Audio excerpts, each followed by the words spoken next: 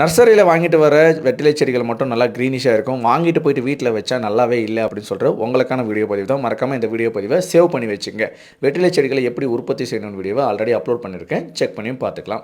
பொதுவாக நர்சரிலேருந்து வாங்கிட்டு போனதுக்கப்புறம் நம்ம எங்கே வச்சு மெயின்டைன் பண்ணுறோம், இதே ஒரு பெரிய விஷயங்க.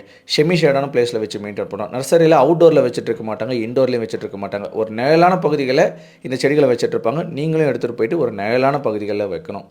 தண்ணி 2 நாளைக்கு ஒரு முறை கண்டிப்பாக ஊற்றி ஆகணும். ஊற்றாமல் மறந்துட்டீங்க அப்படின்னா கண்டிப்பாக செடிகள் வேர்கள் எல்லாமே வாடி போயிட்டு மஞ்சள் நிறமாக மாற ஆரம்பிச்சிருங்க. சுவர் ஓரமாக, அதாவது வால் பக்கத்தில் செடிகளை வச்சுட்டு இருந்தீங்கன்னா ஹீட் அதிகமாக இருக்கும். ஹீட் பட்டுச்சு அப்படின்னா வால் ரொம்ப ஹீட்டாக இருக்கும். இந்த இலைகள் அதில் போயிட்டு டச் ஆகும்போது பர்னிங் ஆக ஆரம்பிக்குங்க. அப்போ செடிகளுக்கும் வாலுக்கும் ஒரு குறைஞ்சபட்சம் ஒரு 2 அடியாவது கேப் விட்டு செடிகளை வந்து நடவு செய்யுங்க. செமி ஷேடில் மெயின்டைன் பண்ணிக்கோங்க.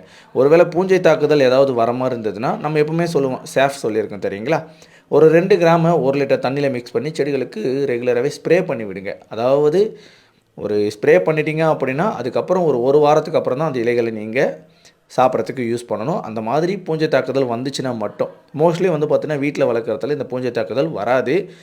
எதுக்காக உங்களோட செடிகள் இலைகள் எல்லாமே மஞ்சள் நிறமும் மாறுது அப்படின்னா ஒரே ஒரு காரணம், தண்ணி பற்றாக்குறையாக இருக்கிறோம். இல்லை அப்படின்னா வால் பக்கத்தில் அதிகமான சன்லைட்டில் சூரிய ஒளியில் செடிகளை வளர்த்துட்ருப்பீங்க. கண்டிப்பாக இந்த வீடியோவை சேவ் பண்ணி வச்சுக்கோங்க.